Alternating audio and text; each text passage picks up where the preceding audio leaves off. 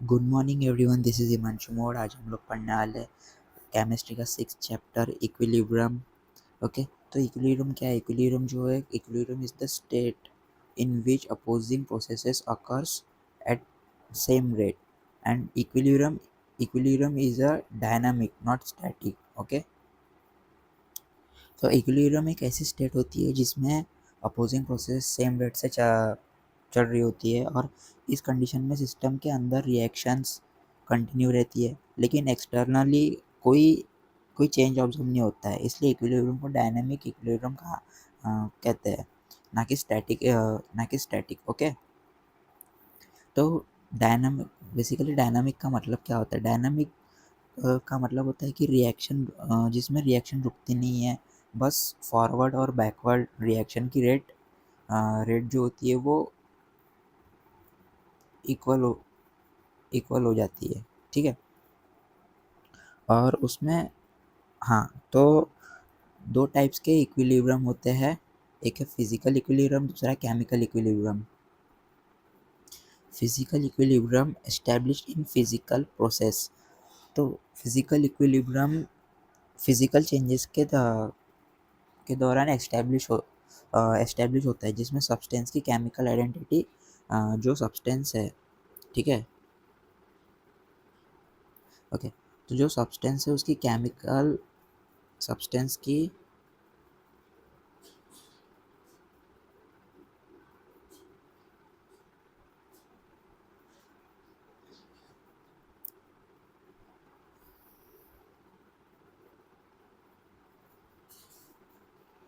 Substance की chemical identity जो होती है वो सेम होती है। क्या होती है? वो सेम होती है, ठीक है, और सेम होती है और सेम रहती है।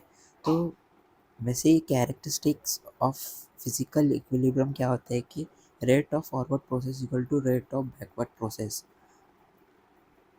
Microscopic properties remain constant and requires a close system.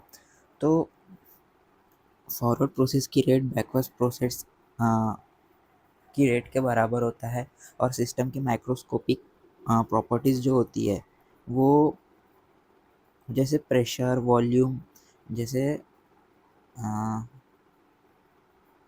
Pressure हो गया, वॉल्यूम, एंड देन, ठीक है, प्रेशर, वॉल्यूम, देन डेंसिटी जो होती है कांस्टेंट रहती है। ठीक है, जो इसकी डेंसिटी रहती है वो कांस्टेंट रहती है। उसके बाद है ये जो इक्विलिब्रियम सिर्फ क्लोज सिस्टम में पॉसिबल होता है। ठीक है, जो इक्विलिब्रियम होता है वो क्लोज सिस्टम में पॉसिबल होता है, possible in close system. Okay, for example जैसे आइज और वाटर जो है वो एक क्लोज कंटेनर में 0 डिग्री सेल्सियस पर मेल्टिंग 0 डिग्री सेल्सियस पर मेल्टिंग मेल्टिंग और जो फ्रीजिंग होती है वो दोनों सेम रेट से होती है। दोनों जो है वो सेम रेट से होती है। ठीक है, next is chemical equilibrium. Chemical equilibrium, जो chemical equilibrium reversible chemical reactions में एग्जिस्ट करता है। ठीक है, और जहाँ रिएक्टेंट्स एंड प्रोडक्ट्स जो होते हैं वो दोनों प्रेजेंट होते हैं। ठीक है, फॉर एग्जांपल जैसे फॉर एग्जांपल या फॉर एग्जांपल जैसे nitrogen gas plus 3 hydrogen gas is in equilibrium with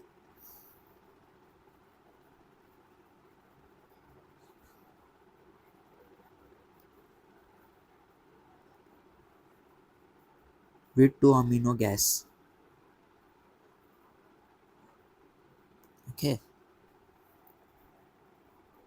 chemical equilibrium की कैरेक्टरिस्टिक क्या है कि जो केमिकल हाँ, सिर्फ क्लोज सिस्टम में अचीव होता है वो, ठीक है, जो क्लोज सिस्टम में वो अचीव होता है। एंड देन रिएक्शन जो होती है वो डायनामिक होती है कि रिएक्शन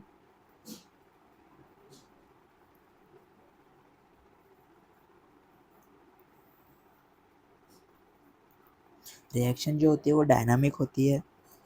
एंड रिएक्टेंट्स और जो प्रोडक्ट होता है, रिएक्टेंट्स और प्रोडक्ट की कॉन्सेंट्रेशन कांस्टेंट रहती है, यानी कांस्टेंट रहती है, यानी इक्वल होना उसमें ज़रूरी होता है।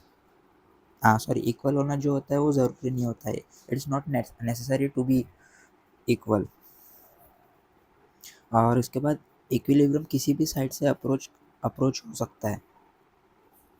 Okay, next is law of mass action, जो कि ये जो लॉ है वो गॉल्डबर्ग और वेज ने दिया है। और उसमें स्टेटमेंट क्या दी है इसमें कि at constant temperature the rate of chemical reaction is proportional to the product of concentration reactants. तो कांस्टेंट टेम्परेचर पर किसी केमिकल रिएक्शन की रेट रिएक्टेंट्स के मोलर कॉन्सेंट्रेशन के प्रोडक्ट के डायरेक्टली प्रोपोर्शनल होती है, जहाँ जहाँ हर कॉन्सेंट्रेशन अपनी स्टोइकियोमेट्री कोएफिशिएंट के पावर में होती है। Next is equilibrium constant. Equilibrium constant जब forward reaction rate is equal to backward reaction rate हो जाती है, तब जो कांस्टेंट वैल्यू मिलती है उसे इक्विलिब्रियम कांस्टेंट कहते हैं, ठीक है। या उसे इक्विलिब्रियम कांस्टेंट कहते हैं। और जो equilibrium constant in terms of concentration है, ठीक है। तो ये जो है ये सिर्फ गैशियस और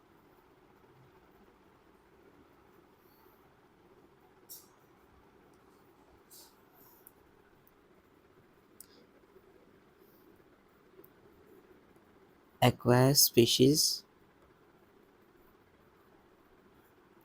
में इंक्लूड होता है, ठीक है।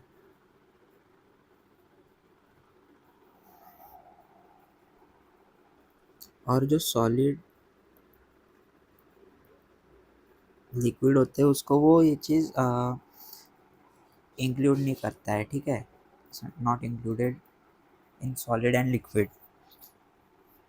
Next is equilibrium constant in terms of pressure. Okay, तो सिर्फ गैशियस रिएक्शन के लिए यूज़ होता है ये। और रिएक्शन बिटवीन के पी एंड के सी, लाइक कैसे, एग्जांपल देके बताता हूँ, ठीक है। A P is equal to K C R T raised to power delta N. Okay, तो डेल्टा एन जो होता है, ठीक है, इसमें डेल्टा एन जो है, delta N is equal to moles of gaseous product minus moles of gaseous reactants, ठीक है। और जो आर होता है वो क्या होता है, गैस कांस्टेंट होता है, ठीक है,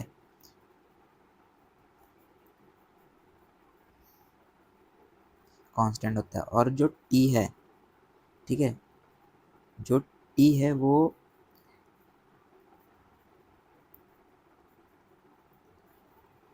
टेम्परेचर इन केल्विन होता है। Next is significance of equilibrium constant, indicates extent reaction, predicts direction of reaction, shows whether products or reactants are favored।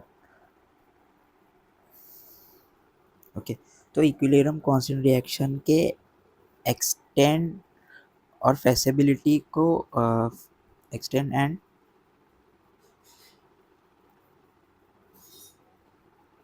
फेसिबिलिटी को एक्सप्लेन करता है वो, ठीक है, explains feasibility and extend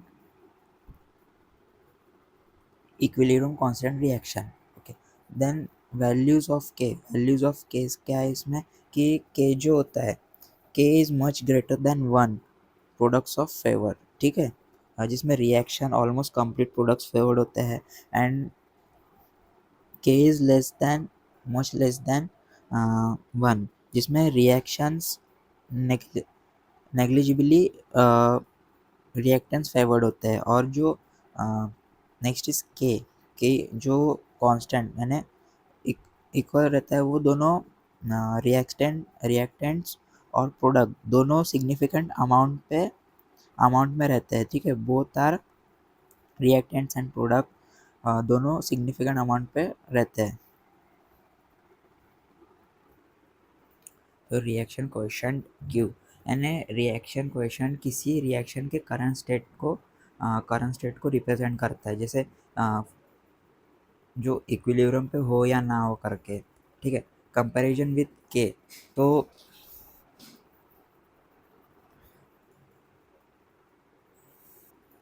question is greater than equilibrium constant, reaction forward direction में चलेंगी इसमें। ठीक है, और question less than equilibrium constant, जिसमें रिएक्शन जो है वो बैकवर्ड डायरेक्शन में चलेंगी।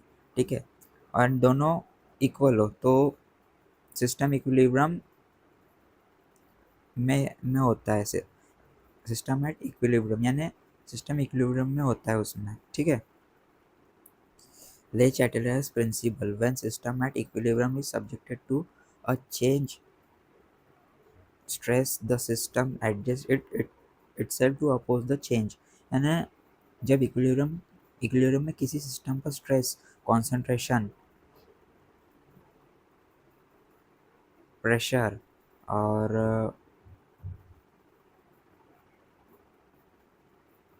टेम्परेचर जब अप्लाई किया जाता है, तो सिस्टम उस स्ट्रेस को अपोज करने के लिए एडजस्ट करता है और नया इक्विलिब्रियम एस्टेब्लिश करता है उसमें।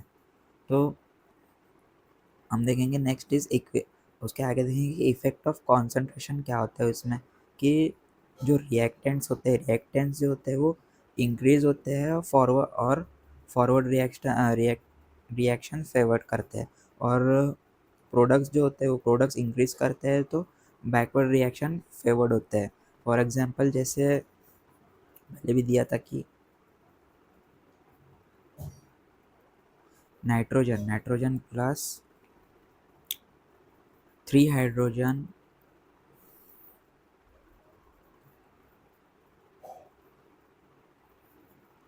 is in equilibrium with 2 amino।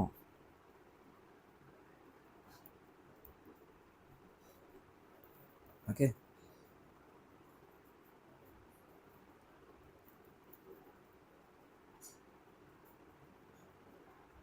next is effect of pressure, applicable only gaseous reaction, increase in pressure जिसमें side with favour moles of gas favoured.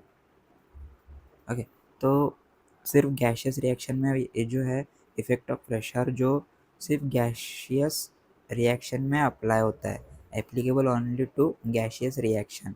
And then pressure increase होता है फीवर गैस मोल्स वाली side favoured में। ठीक है, and then pressure decrease होता है, pressure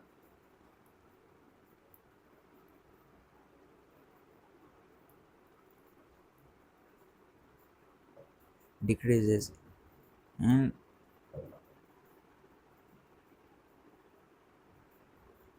more gas mole of side favored। Okay, जिसमें प्रेशर डिक्रीज होता है तो मोर गैस वाली साइड फेवर्ड होती है उसमें। Effect of temperature, exothermic reaction, increase in temperature and equilibrium shifts backward. Endothermic reaction, increase in temperature and equilibrium shifts forward. तो इसमें क्या होता है, इफेक्ट ऑफ टेम्परेचर में टेम्परेचर को हीट के फॉर्म में रिएक्टेंट या प्रोडक्ट माना जाता है। ठीक है, तो एक्सोथर्मिक रिएक्शन में क्या होता है कि हीट प्रोडक्ट होती है तो टेम्परेचर हाई होता है यानी इंक्रीज होता है, और बैकवर्ड शिफ्ट, और फिर उसके बाद इक्विलिब्रियम जो होता है बैकवर्ड शिफ्ट होता है। और एंडोथर्मिक रिएक्शन में हीट रिएक्टेंट होती है जिसमें टेम्परेचर इंक्रीज होता है और इक्विलिब्रियम फॉरवर्ड शिफ्ट होता है।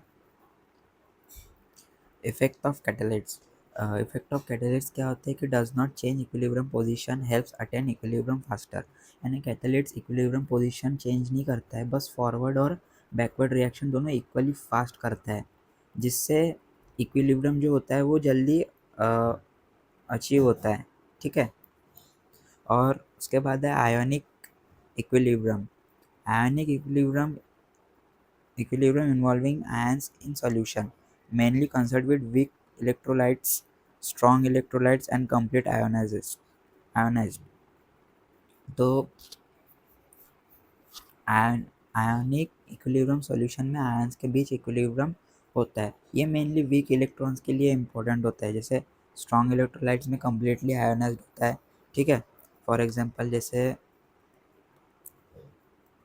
HCl एंड NaOH, उसके बाद कम्प्लीटली आयोनाइज्ड होता है और ठीक है स्ट्रॉन्ग इसमें। और उसके बाद वीक इलेक्ट्रोलाइट जिसमें पार्शियली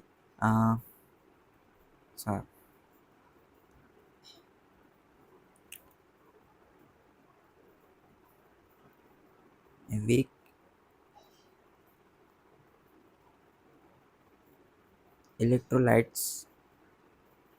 इलेक्ट्रोलाइट्स में क्या होता है कि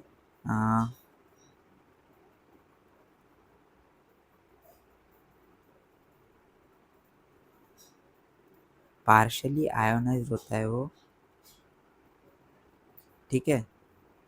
और जैसे कि ग्लूकोज, ठीक है, या सॉरी जैसे कि CH3COO, उसके बाद NH4OH। ठीक है। इसमें पार्शियली आयोनाइज्ड होता है। एसिड बेस एंड सॉल्ट जिसमें एरेनियस कॉन्सेप्ट होता है, जिसमें acid products H+ ions aqueous solution and then base में होता है कि produces OH- ions in aqueous solution। तो RNS कॉन्सेप्ट में एसिड जो होता है H+ आयंस प्रोड्यूस करता है, जिसे aqueous solution कहते हैं। एंड देन बेस में क्या होता है कि OH- आयंस प्रोड्यूस करता है। ठीक है। Next is Bronsted Lowry concept, जिसमें एसिड जो होता है प्रोटॉन डोनर होता है, बेस जो होता है वो प्रोटॉन एक्सेप्टर होता है, और कॉन्जुगेट एसिड जिसमें बेस पेयर होता है। तो एसिड, हाँ, इसमें प्रोटॉन एसिड जो होता है प्रोटॉन डोनर होता है, बेस प्रोटॉन एक्सेप्टर, और कॉन्जुगेट एसिड जिसमें बेस पेयर होता है। तो लुईस कॉन्सेप्ट जिसमें एसिड इलेक्ट्रॉन पेयर एक्सेप्टर होता है और बेस जो होता है इलेक्ट्रॉन पेयर डोनर होता है। फॉर एग्जांपल जैसे F3, ये जो होता है ये एसिड प्लस NH3 जो कि बेस होता है। Okay. Next is ionisation of water, ionic products of water. तो वाटर वीकली आयोनाइज होता है। आयोनाइजेशन वाटर में क्या होता है कि वाटर वीकली आयोनाइज होता है। उसकी इक्वेशन क्या होती है कि उसकी इक्वेशन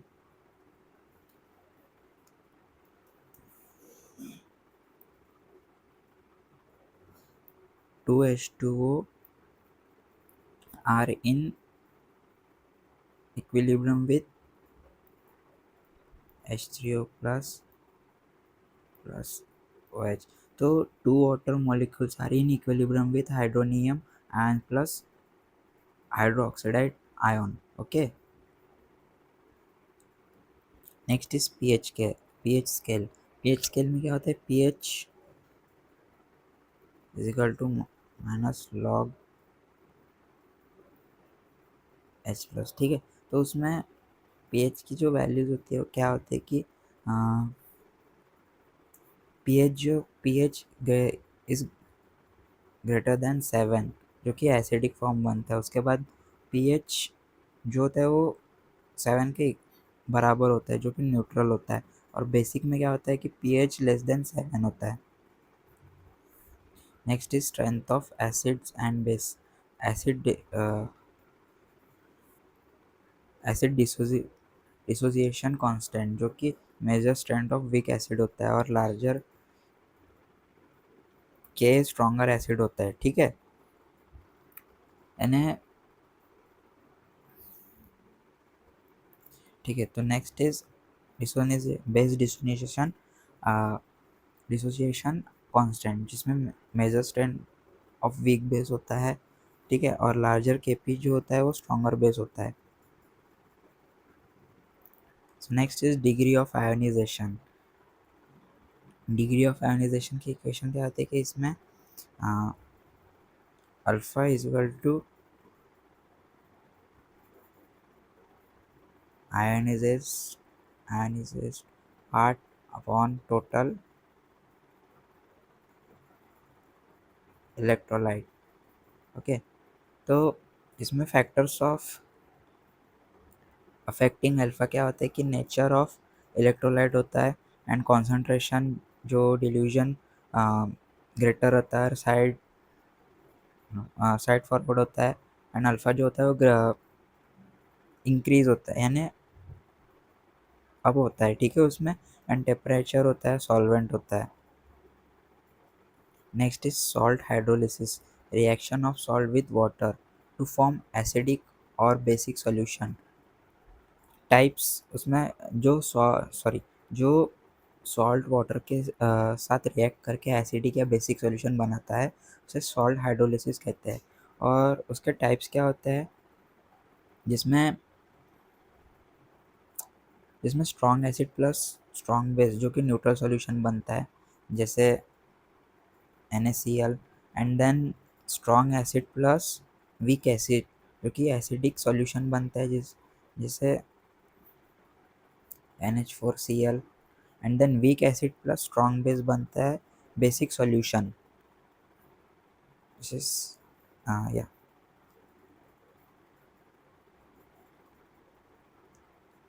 जैसे CH3CO3Na। ठीक है, and then weak acid plus weak base depends on Ka and Kp। Next is buffer solution. Buffer solution resist change in pH on addition of small amount of acid और base। तो buffer solution pH को almost constant रखती है even after adding small amount of acid and base. ठीक है, अभी उसके types क्या होते हैं कि एसिडिक बफर जो कि वीक एसिड और सॉल्ट तैयार करता है। ठीक है, जैसे CH3COH प्लस CH3CON। ठीक है, तो ये वीक एसिड प्लस सॉल्ट तैयार करता है। और बेसिक बफर में क्या होता है कि बेसिक बफर में वीक बेस प्लस सॉल्ट होता है जो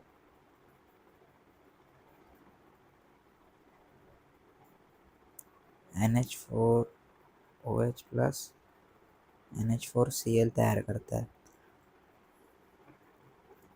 नेक्स्ट इज इम्पोर्टेंस क्या है इसमें कि ब्लड जो होता है वो ब्लड pH जो होता है वो 7.4 होता है जो कि वो मेंटेन्स करता है, maintains blood pH। Okay, and then biological reactions होता है उसमें और यूज़ और जो कि इंडस्ट्रीज में यूज होता है जो फार्मास्यूटिकल इंडस्ट्रीज जैसी फार्मास्यूटिकल इंडस्ट्री में यूज होता है।